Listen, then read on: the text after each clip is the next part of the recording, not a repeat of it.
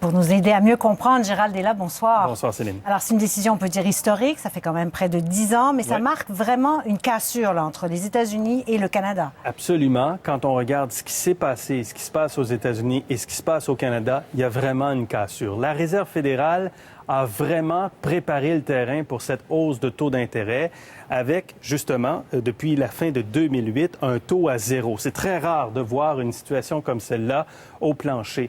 La Réserve fédérale a injecté des milliers de milliards de dollars dans l'économie en même temps que le gouvernement injectait de l'argent et donc a retiré ensuite graduellement cet argent pour préparer finalement la hausse de taux d'intérêt qui arrive aujourd'hui dans un contexte donc de croissance économique. Pendant ce temps-là, au Canada, on parle de possiblement baisser les taux en 2016. On s'inquiète de l'endettement des ménages. On resserre les règles hypothécaires. On parle de zones à risque immobilière dans certains marchés, Vancouver et Toronto. La situation est complètement différente. Mais alors, comment expliquer justement qu'il y a une telle différence? 3 choses. Le Canada compte beaucoup sur les ressources naturelles. C'est 20 de notre PIB. Notre économie n'est peut-être pas assez diversifiée par rapport à ce qu'on voit aux États-Unis.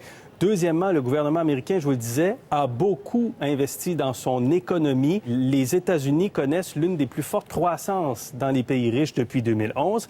Et le marché du travail américain est assez flexible. La productivité, elle est forte, mais il y a de grandes inégalités. Mais néanmoins, on est en croissance et on peut commencer à augmenter les taux d'intérêt aujourd'hui. Évidemment, une annonce importante, ça a eu des effets sur les marchés. Envoler des bourses qui reçoivent bien la vision de la Réserve fédérale et notre dollar canadien qui perd encore quelques plumes aujourd'hui, toujours à 72 cents américains. Toujours clair. Merci beaucoup, Gérald.